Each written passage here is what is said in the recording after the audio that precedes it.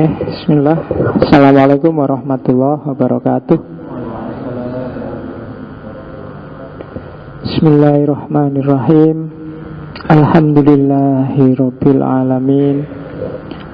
Assalatu wassalamu ala asyrafil anbiya'i wal mursalin Sayyidina wa maulana Muhammadin wa ala alihi wa ashabihi wa man tabi'ahu ila yaumiddin. Amma ba'du. Bismillah, kita lanjutkan lagi ngaji kita setiap malam Kamis. Malam ini kita ketemu salah satu lagi pilar dari peradaban yang namanya modern. Minggu lalu kita ketemu biologi dengan Darwin. Malam ini kita ketemu psikologi dengan Sigmund Freud. Ya, saya sebenarnya agak ragu-ragu mau ngangkat Freud. Bukan apa-apa, karena pikiran-pikiran Freud itu apalagi kalau dingajikan di masjid kayak gini agak mengerikan.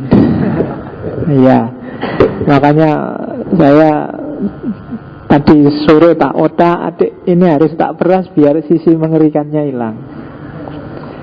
Jadi pokoknya ini kerangka berpikirnya Freud minus yang itu tadi. Karena sebagian besar teorinya Freud itu ada hubungannya dengan dunia bawah perut, ya, termasuk istilah-istilahnya. Itu kan agak berat kalau saya harus ngomong terang-terangan. Terus akhirnya agak saya haluskan, terus tak sampaikan kerangka-kerangkanya aja. Kalau intinya kan kalian sudah ngerti. Yang gitu-gitu kan gak perlu belajar, kan gak perlu ada kursus, gak perlu ada uang, cuma gitu aja kok. Ya, jadi gak usah belajar lah. Yang kita ngomong inti-intinya saja. Karena kalau mau jujur, justru pikiran-pikirannya Freud yang terlalu menukik pada libido seksual, itulah yang hari ini banyak patah. Macam-macam, ada Oedipus kompleks, ada Elektra kompleks, ada penis envy, ada macam-macam. Itu semua hari ini sudah nggak masuk akal lagi, sudah banyak patah. Cuma kerangka berpikirnya Freud itu sampai hari ini masih relevan. Teknik psikoanalisisnya masih banyak dipakai oleh para psikolog, dan kita akan banyak bergerak di situ. Jadi ketika ngomong Freud, sebenarnya arahan saya adalah bahwa ada cara berpikir modern yang positivistik, tapi dipakai untuk membahas dunia psikologisnya manusia. Dan itu khas, beda sama hari ini kan. Asumsi-asumsi psikologis itu kan cair, kontekstual, historis. Tapi di era Freud, cara berpikir bahkan tentang psikisnya manusia itu agak deterministik. Nah, kita lihat seperti apa sih orang modern berpikir tentang rohani. Orang modern yang mulai meminggirkan dunia metafisika, gimana kemudian berpikir tentang rohani yang ini sangat metafisik loh. Psikis itu kan metafisik. Maka saya bawalah malam ini Sigmund Freud. Sigmund Freud ini aslinya Austria, tapi nanti meninggalnya di Inggris, di London. Orang baik-baik, ilmuwan, pinter, dokter. Awalnya dia nggak mau buka praktek, tapi terus jatuh cinta. Saya lupain nama istrinya itu. Jatuh cinta sama pacarnya. Awalnya dia sukanya penelitian-penelitian di laboratorium. Dia nggak suka kerja meskipun dia punya lisensi dokter. Cuma begitu punya pacar terus dia mikir, lah kalau aku cuma di lab, nanti istriku tak kasih makan apa? Kerja di lab kan bayarannya kecil. Itu kalau sukses penelitiannya. Kalau enggak kan enggak ada yang mau bayar. Jadi akhirnya ya wis lah, tak buka praktek kedokteran. Nah, dari situ terus dia jadi dokter. Dan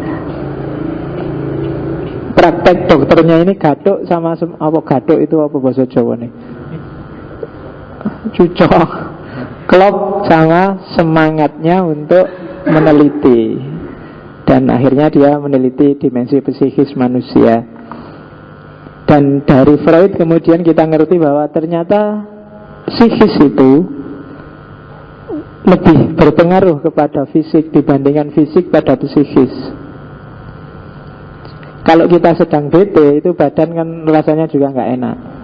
Tapi meskipun kita capek luar biasa, tapi kalau kita sedang seneng kan enjoy aja. Diajak jalan nggak apa-apa, yang ngajak jalan kan menyenangkan misalnya. Nah, beda, jadi psikis lebih berpengaruh pada fisik dan sebaliknya tidak terlalu. Meskipun juga kadang-kadang kalau orang fisiknya nggak sehat, dalamnya juga nggak sehat. Tapi kalau di Freud kebalik, justru psikis lebih mempengaruhi fisik. Jadi kalau ada peribahasa dalam jasmani yang sehat terdapat jiwa yang sehat, itu kebalik. Kalau jiwanya sehat, jasminya akan ke bawah sehat. Tidak bisa dibalik.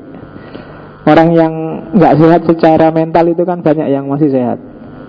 Orang gila di pinggir-pinggir jalan itu lebih sehat dari kalian kan. Mereka jalan-jalan di luar, kehujanan, kena angin, malam-malam tidur di luar, nggak pernah kan masuk angin, nggak pernah. Mereka lebih sehat. Padahal itu jiwanya nggak sehat. Bukan peribahasanya kebalik.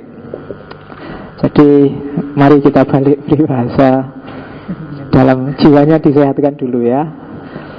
Kalau fisik itu gampang menyehatkannya. Kamu tinggal fitness berapa bulan sehat. Tapi kalau jasmani susah. Kalau hati sudah tersinggung, wah itu bisa bertahun-tahun. Kalau kamu sudah marah, wah itu bisa disimpan sampai tua. Oke, kita lihat nanti apa kata Freud tentang dorongan-dorongan ruhaniah, dorongan-dorongan psikis yang berpengaruh pada dunia fisik. Freud ini 8 bersaudara. Dia anak dari istri ketiga. Bapaknya sebenarnya miskin. Makanya untungnya dia pintar dan paling disayang ibunya. Itu nanti yang bikin dia punya teori Oedipus kompleks. Karena memang sejak kecil dia anak mama, sangat dekat dengan ibunya. Konon ibunya memang masih muda dan cantik. Jadi istri ketiga dan jaraknya antara bapaknya sama ibunya umurnya itu 20 tahun. Jadi bapaknya sama ibu ya panjangnya kalau 20 tahun. Jadi istrinya baru lahir, bapaknya sudah pacaran. Kan 20 tahun itu kan sudah mulai kenal lawan jenis. Oke. Ya, sangat setia pada istrinya. Jadi Freud dikenal tidak suka gonta-ganti pasangan. Meskipun di antara peribahasa yang pernah dia sampaikan, sesuatu di dunia ini yang sampai hari ini nggak bisa aku jawab adalah apa sih maunya perempuan itu. Itu Freud. Ya, nanti karena makhluk yang membingungkan. Oke, itu Sigmund Freud. Apalagi ya yang harus dibahas. Freud adalah salah satu filosof, salah satu ilmuwan yang benci Amerika. Nah, jadi kalau kalian yang tidak suka Amerika, boleh punya Freud. Meskipun Freud ini dibenci juga oleh kalangan agamawan, karena dia termasuk yang ateis. Meskipun dia keturunan Yahudi. Dan dia termasuk yang harus mengungsi ketika Nazi merajalela. Saudara-saudaranya yang perempuan, sepupunya 4 itu terbunuh semua di kamp pengangsingan. Tapi Freud berhasil selamat, dan istrinya dan anaknya, karena dia diselamatkan oleh saudaranya Napoleon. Oke. Terus kenapa dia nggak suka Amerika? Simpel sih sebabnya, karena Amerika terlalu banyak aturan kalau bagi Freud. Waktu dia diundang ceramah itu tidak boleh gini, tidak boleh gitu. Dan yang paling bikin sebel Freud adalah dia nggak boleh ngerokok sembarangan. Ya, itu bagi Freud sebel. Amerika ternyata nggak enak, orang nggak boleh bebas ngerokok. Coba dulu dia ke Indonesia, wah dia seneng mesti sama Indonesia. Iya, kalau di sini kan ngerokok itu kan sunatullah. Sudah tidak bisa dibantah. Mau kamu ngasih fatwa apa aja nggak ngefek. Oke. Jadi sehari kalau dalam cerita itu Freud bisa menghabiskan 20 cerutu. Nggak cuma rokok loh ya, cerutu itu gede gitu. Gambarnya itu kan megang cerutu. Sampai kemudian dia kena kanker gusi, kanker mulut, dioperasi bolak-balik. sampai dia meninggal. Karena ada cerita, karena sudah hampir 30 kali dia operasi motong kanker yang ada di mulutnya itu, sampai dia setengah putus asa bilang ke dokternya, "Sudah dok, kasih saya obat yang biar saya cepat mati aja deh, sudah tua aja kok, ngabisin duit untuk berobat, wong ini kanker kelihatannya sudah nggak bisa disembuhkan." Jadi gara-gara kanker rahang itu nanti terus dia meninggal. Kan itu sudah lumayan tua kan, 1856 sampai 1939. Ya nggak jelas apa dokternya nuruti bener, nggak dikasih obat apa disuntik mati, ya nggak jelas. Tapi akhirnya dia meninggal juga umur 1939, sekitar 80-an tahun lebih dikit. Oke, bismillah, sekarang kita lihat apa yang ada di kepalanya Freud tentang manusia. Yang pertama, asumsi besarnya yang harus kita ingat adalah asumsi kayak orang modern. Ada determinisme alam, ada determinisme hukum-hukum fisik, termasuk untuk dunia psikis. Jadi manusia itu katanya Freud secara umum ditentukan bukan oleh akalnya, bukan oleh imannya, enggak. Dia ditentukan oleh kekuatan irasional yang tidak disadari, motivasi yang tidak disadari, dorongan biologis, dorongan naluri. Jadi orang itu tidak disetir oleh apa yang dia anggap benar, apa yang dia anggap buruk, tapi disetir oleh apa yang dia suka dan apa yang tidak dia suka. Baik buruk bisa direkayasa, bisa dikreasi, tapi dorongan dia kemana itu sebenarnya lebih nyetir dia. Kamu misalnya ya, kamu malam ini ikut ngaji filsafat, saya yakin bukan karena kamu mikir, oh filsafat itu penting, filsafat enggak, paling kamu ya dorongan hatimu aja, srek aja, seneng aja kan gitu. Dicari dulu, filsafat itu kan malah ngerusak. Kamu ikut pengajian akidah, pengajian Quran, pengajian hadis, itu kan membawa kita ke surga. Tapi kan itu lebih argumentatif, tapi kan enggak srek. Saya lebih milih yang srek. Dorongan biologis, dorongan batin. Pilihan-pilihan kita kan sering, ya pokoknya kecenderungan kita kemana? Kamu milih kuliah, kamu dulu milih kuliah di UIN apa di UGM apa di kan, ya srekmu aja. Kamu nggak mikir secara serius kayak gimana kan, enggak. Milih pacar pun juga cocok nggak cocok kan? Nggak pernah kan kamu bikin parameter pokoknya pacarku harus tingginya sekian, anunya sekian, itu kan mikir. Tapi begitu ketemu siapapun kok srek, kan itu yang jadi pacarmu. Kamu tidak pernah mikir kriteria lagi. Jadi ada dorongan-dorongan biologis, dorongan dari dalam dirimu, motif-motif yang tidak disadari. Sehingga kadang-kadang kamu cakep tapi kamu milih pacar kok jelek, ya tidak apa-apa, wong sreknya di situ kok. Cocoknya kan dengan itu. Ada sih yang lebih cakep tapi aku tidak cocok ya. Loh, kalau dikalkulasi kan lebih baik milih itu lebih cakep, lebih kaya, anaknya pejabat. Kamu kok milih yang jelek, yang hitam, yang enggak, saya lebih srek yang ini kok. Itu kan penambahannya. Oh. Yang penting kan. Oke, jadi ada determinisme. Ternyata hidup itu kalau pakai Freud nggak diatur pakai akal, diatur oleh dorongan hatimu. Kamu condong kemana, cenderung kemana. Oke, yang kedua itu hakikatnya manusia. Yang kedua lah, terus tujuannya hidup itu apa? Tujuannya hidup itu nyari enak, menghindari nggak enak, mengejar ideal kesempurnaan yang kamu impikan. Itu aja. Nggak ada kan orang cita-citanya nyari nggak enak. Saya pingin hidup tidak nyaman pak, nggak ada, kecuali kamu nggak waras. Ya kan? Saya pingin tentram, saya pingin enak, kan gitu. Oke, misalnya ini ada teh, ada air putih. Secara kesehatan kan lebih enak air putih kan, lebih sehat, lebih bermanfaat untuk dirimu. Secara rasional juga mending air putih. Tapi kenapa kamu milih teh? Lebih enak.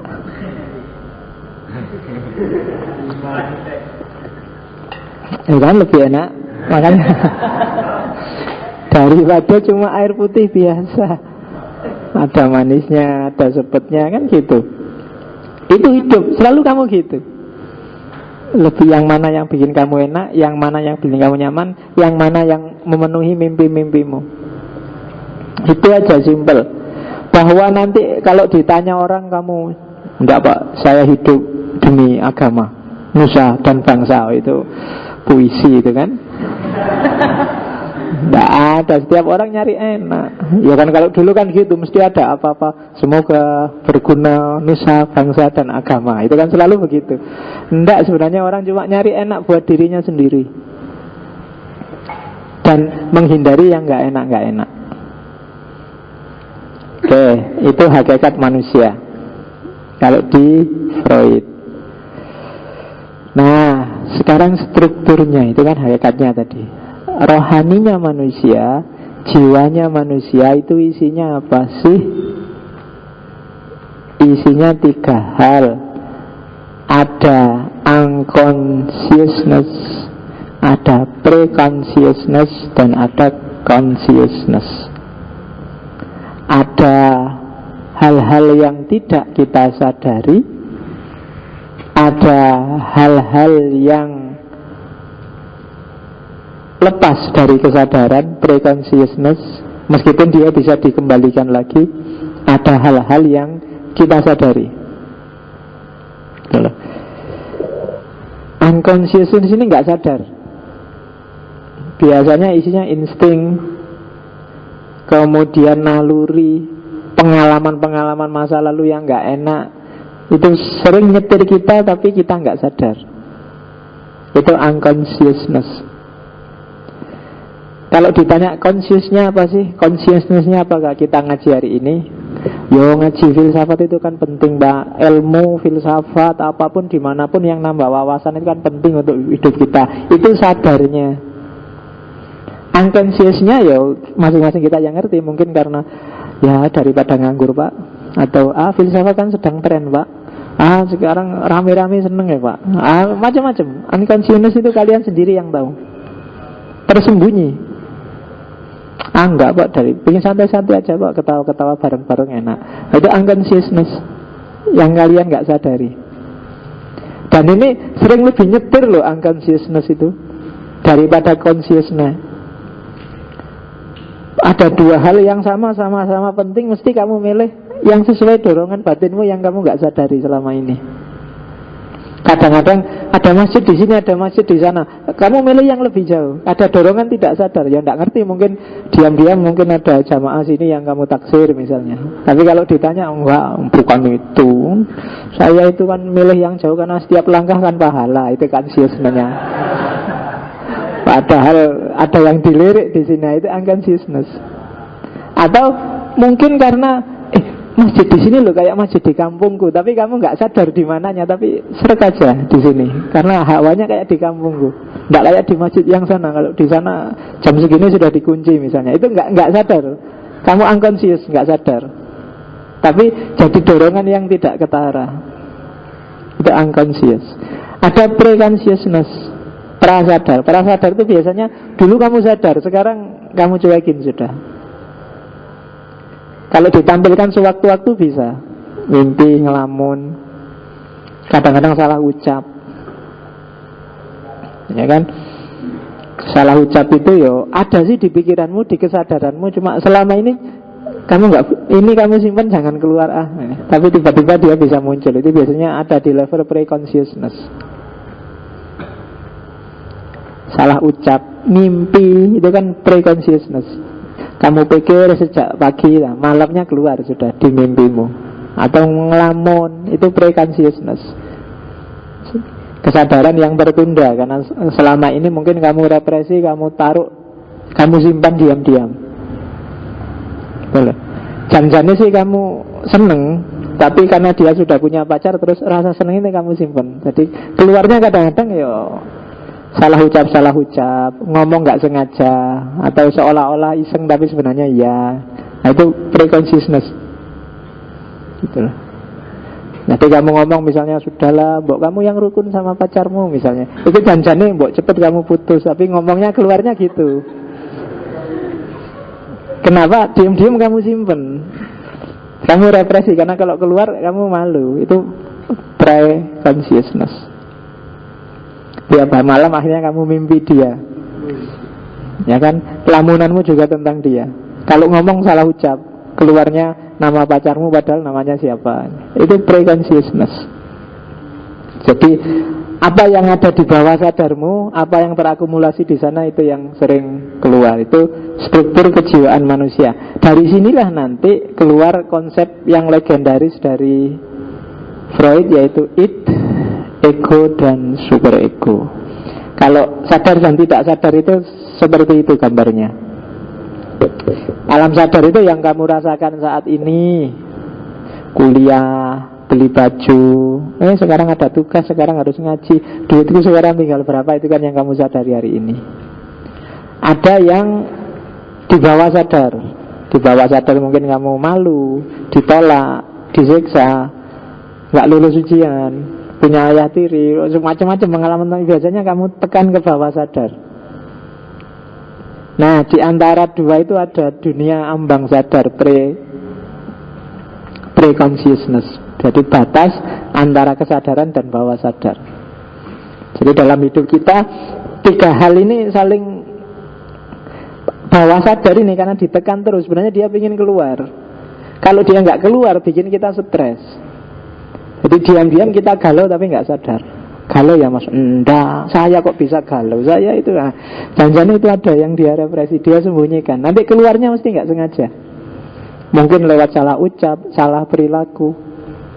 Nanti di belakang ada katarsisnya, ada defense mekanismenya. Tapi kita pahami dulu ini bahwa ternyata dunia psikis kita itu ada tiga lapis. Ada yang kita sadari, ada yang tidak kita sadari meskipun sebelumnya kita sadari, ada yang kita coba buang jauh-jauh. Nah itu dunia consciousness, pre-consciousness, dan unconsciousness. Nah, ini teorinya Freud yang paling terkenal. Kita pasti pernah dengar ini kan. Ini struktur kepribadian kita. Kalau tadi sifatnya, kalau ini isinya. Jadi jiwa kita itu ada dimensi id atau das es, ada dimensi ego atau das ich, atau dimensi superego, das uber ich. Ya, jadi ini bahasa Jerman. Minggu lalu ada Mbak siapa yang Jerman itu kan, Mbak Miriam siapa itu yang duduk di belakang dari Jerman. Alhamdulillah malam ini nggak datang. Kalau datang susah, beliau sedang melakukan penelitian tentang Arab menurut orang Indonesia. Kalau menurut saya, Arab menurut orang Indonesia itu beda dengan Mekah. Kalau kita ngomong Mekah atau Madinah, orang Jawa khususnya, saya tidak tahu di luar Jawa, konotasinya pasti positif. Tapi kalau saya ngomong Arab, enggak. Kalau saya ngomong Arab itu secara umum orang bayangannya Arab itu ya kejam, kaku, jenggoten, ngamuan, dan yang paling terkenal adalah anunya besar. Itu kan biasanya diomongkan orang, Arab itu mesti kan gitu. Kalau Arab itu kecil, mesti kan gitu mesti. Ya, jadi itu kan ada beda. Jadi image tentang Arab itu beda antara yang Mekah Madinah dengan Arab yang biasa. Pokoknya kalau Arab, atau kadang-kadang juga konotasi Arab itu politnya luar biasa, dasar Arab. Nah itu biasanya ngomong. Makanya kan kalau di sinetron-sinetron dagelan itu kan biasanya Arab itu jadi tokoh lucu-lucuan. Bangsa Newan Abud, bangsa itu kan mesti Arab. Ya, jadi yang itu coba kamu teliti, itu beda. Soalnya Miriam di Jerman kan dianggapnya karena Arab itu pusat Islam terus kita menghargai. Enggak, justru Jawa hari ini itu sama Arab itu agak sinis. Itu mungkin agak pengaruh dulu di abad tengah kayak ini. Ada aspek id-nya, jadi aspek unconsciousnya bahwa Arab itu merampas budaya lokal kita, sehingga kadang-kadang nggak sadar muncul ledean-ledean terhadap Arab. Itu contoh teori Freud yang bagus. Anekdot-anekdot tentang Arab kan juga banyak, luar biasa. Dan apa ya yang tak ingat dulu itu ada anekdot, ada orang Arab mau ngelamar wanita Jawa. Nah wanita Jawa ini, oke deh aku dilamar enggak apa-apa, cuma syaratnya kamu beri aku maharnya adalah kain 5 meter. Sama orang Arab terus, oh ini bawa kain 5 meter susah nih. Waktu mau ke rumah istrinya, sudahlah kainnya dijahit aja jadi celana. Begitu dijahit jadi celana, di tengah jalan perutnya mulus. Wah ini perut mulus, sudahlah di sungai aja. Celananya dicopot, dia buang hajat di sungai. Selesai buang hajat, karena kesusu lupa dia celananya nggak dibawa, yang 5 meter tadi. Begitu nyampe di rumah istrinya, habis pesta, habis istrinya tanya, Mas, ya yang tak minta mana? Oh yang 5 meter ini. Dibuka jubahnya nih. Iya, jadi salah paham dia. Iya, akhirnya kelihatanlah yang 5 meter itu. Oke, iya.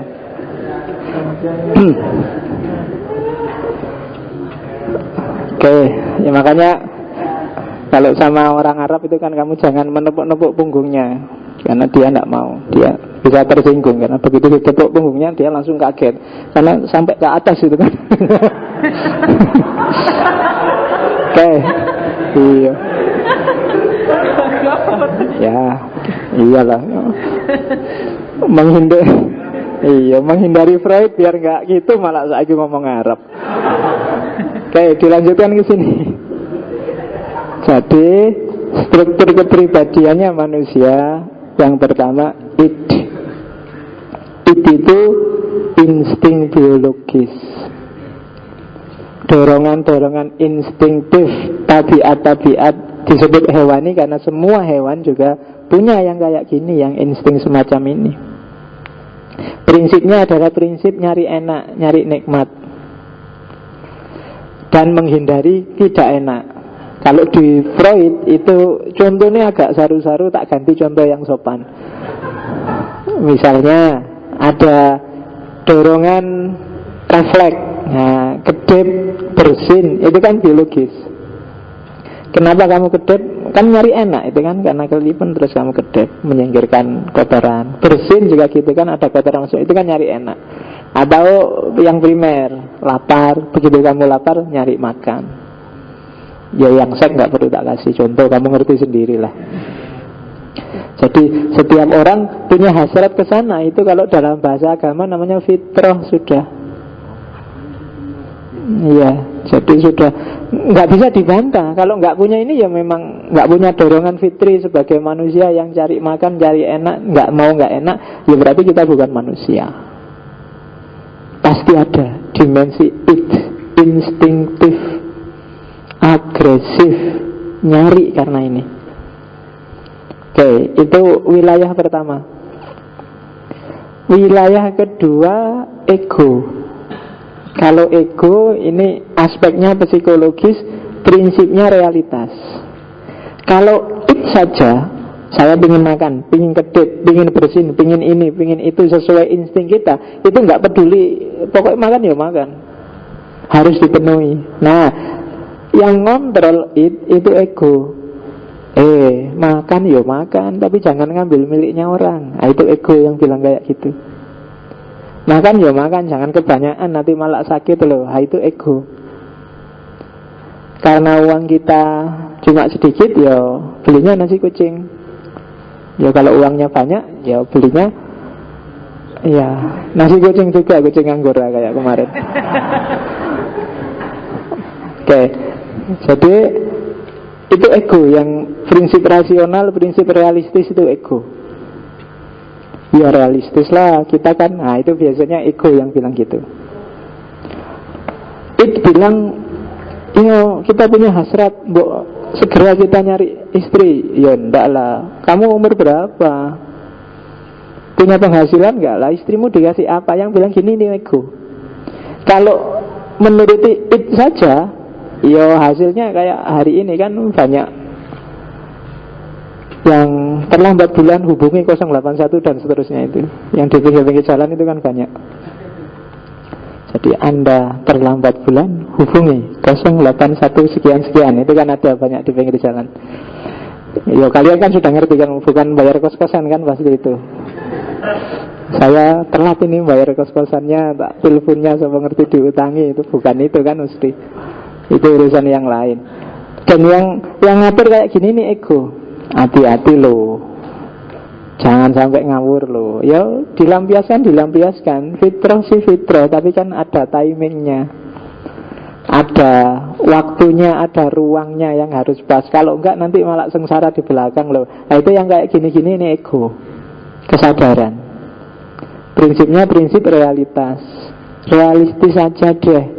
Masa cita-cita kawin sama artis misalnya. Kan dunia kita dunia biasa-biasa kok, bukan selebritis. Itu yang bilang kayak gini-gini ini ego. Oke, itu it, dorongan, hasrat itu semuanya it. Kamu ambisius sekali pengen ngerti filsafat. Nah terus egomu bilang, yo pengen filsafat sih filsafat. Cuma filsafat kan rumit, nggak bisa lah langsung, dia pelan-pelan. Nah itu ego yang bilang.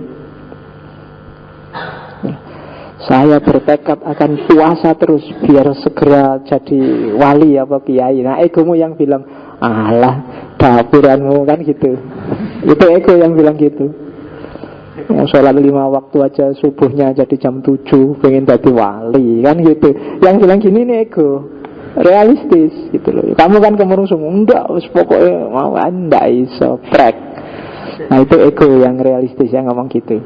Nah, jadi ada dorongan dari it, ada kontrol dari ego, tapi ada di atas itu, namanya super ego. Super ego ini aspek sosial. Jadi ego itu sistem moral, norma budaya, nilai sosial, tata cara hidup, mana baik, mana buruk, mana pantas, mana nggak pantas, mana yang benar, mana yang salah di tengah masyarakat. Ini juga masuk dalam hidup kita. Kadang-kadang tidak pas juga. Kadang-kadang dia juga harus dikendalikan oleh ego. Ya kayak tadi loh, itu kan norma itu kan. Orang soleh itu orang yang rajin ngaji, rajin sholat, apal Quran. Terus, ayo kamu jadi orang soleh enggak? Nah ego yang ngontrol. Iya sih soleh, tapi sesuaikan dong dengan kemampuan. Nah ini ego yang pengontrolnya. Mahasiswa yang baik itu mahasiswa yang rajin kuliah, tapi juga aktivis, tapi juga ini kan berat kan tuntutan sosial itu. Nah ini saya ingin jadi yang baik kayak gitu Pak. Tapi kan yang meluruskan, mengontrol, mengatur itu ego, kesadaranmu. Iya sih gitu, tapi kan yo nggak bisa segitunya. Nah itu ego yang bilang. Jadi hidup kita itu pertarungan antara 3 hal ini. Ego yang harus jadi pengontrol, it yang mendorong semua perbuatan, dan super ego yang ingin memaksakan aturan dalam hidup kita. Dan ini bikin kita setiap hari ini perjuangan. It tidak terlampiaskan, kita sumpek. Ego kita tidak bisa menjalani, kita kan juga stres. Aduh aku ini kok tidak bisa jadi anak soleh. Aduh aku kok kuliah kok kacau gini, aku berarti jadi anak yang mahasiswa yang tidak baik ini. Aduh itu kan super ego bikin kita gelisah. Dan setiap hari dari hidup kita ini pertarungan 3 hal ini. It, ego, super ego. Dan hidup kita coraknya nanti seperti ini, tergantung siapa supirnya. Kadang-kadang ego kalah, yang menang it. Maka tindakan kita, perilaku kita sehari-hari agak primitif, impulsif, agresif. Primitif itu ya sak karepe, nyari enaknya sendiri. Impulsif, hanya berdasarkan dorongan hati, dorongan insting. Dan agresif, pengen enaknya dewe itu kan agresif. Jadi tipe orang yang disetir oleh it-nya, itu orang yang gak peduli kiri kanan, yang penting aku enak. Itu loh. Jadi pokoknya begitu masuk ruangan nyari tempat yang paling enak.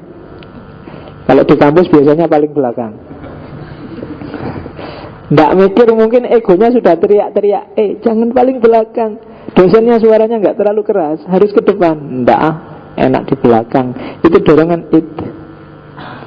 Kamu nyari enaknya sendiri.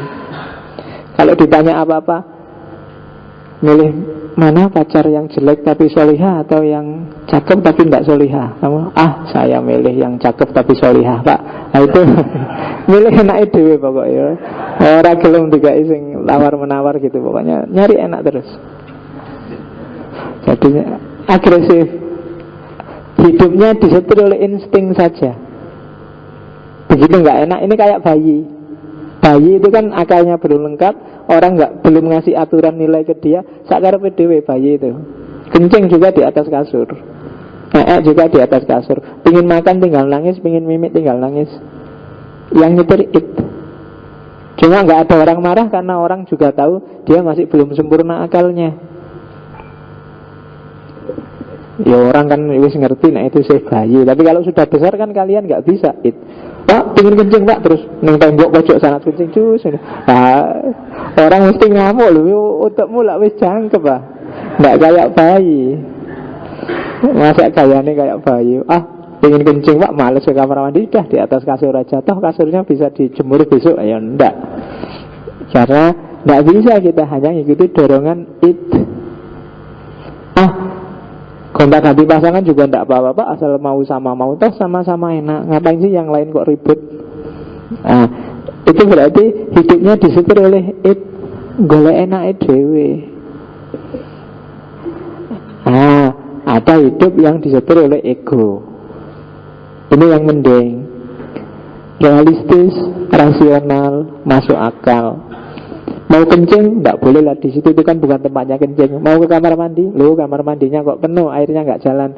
Akhirnya nyari yang pojok-pojok, deket-deket pohon, yang penting enggak kelihatan. Nah itu kan pakai akalnya, enggak kok terus lari ke tengah lapangan atau lari ke tengah masjid kan enggak. Jadi kalau ada orang kencing di belakang pohon, itu jangan dimarah, itu berarti rasional. Daripada kencing di tengah jalan nanti malah dilihat orang banyak, itu masih pakai akalnya berarti.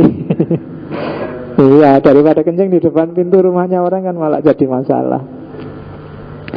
Oke, itu hidup yang disetir oleh egonya. Ada orang yang disetir oleh super egonya, perfeksionis, orang yang moralis, apa-apa harus sempurna. Tidak punya uang tapi sedekahkan semua uangnya, itu tidak masuk akal.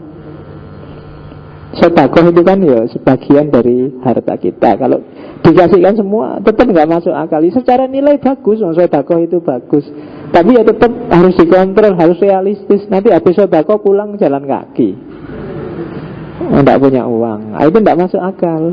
Ego tetap harus ngontrol. Ada yang sok moralis, kalau sok itu mesti jelek. Ya benar sih, moral itu bagus, tapi kalau sudah sok jadi jelek. Sok soleh, ya itu apalagi. Kalau sudah sok itu ya ada pencitraannya, ada. Jadi mengikuti tata aturan, tata nilai masyarakat, tapi mengorbankan id-nya, mengorbankan egonya. Itu orang yang disetir oleh super ego. Tiap malam sholat, wiritan, gak pernah tidur. Itu kan nabrak id. Kalau id nyuruh orang istirahat, nyuruh enak, meskipun jangan tidur terus, tapi juga jangan tahajud terus. Nabi kan gitu. Islam kan nyuruhnya seimbang. Jangan di masjid terus, ya sekali-sekali di kampus, sekali-sekali di mall, sekali-sekali. Cuma jangan di mall terus, gitu. Jangan nongkrong terus, juga jangan belajar terus, kan gitu. Sekali-sekali nongkrong, sekali-sekali belajar. Oke, nah itu tergantung siapa yang nyupir. Yang paling bagus si ego yang nyupir, cuma dia harus seimbang. Id-nya harus terpenuhi, super egonya juga terpenuhi. Begitu id-nya tidak terpenuhi, kamu akan gelisah, kamu akan susah. Kenapa? Hasratmu nggak ada yang terpenuhi, kamu stres mesti. Pengen ini nggak bisa, pengen itu nggak boleh, pengen, kamu mesti puyeng mesti. Kalau itu nggak terpenuhi, super ego nggak terpenuhi, kamu juga gelisah karena kamu bersalah pada lingkunganmu. Kamu merasa nggak cocok dengan kondisi di sekelilingmu. Oke, nah isinya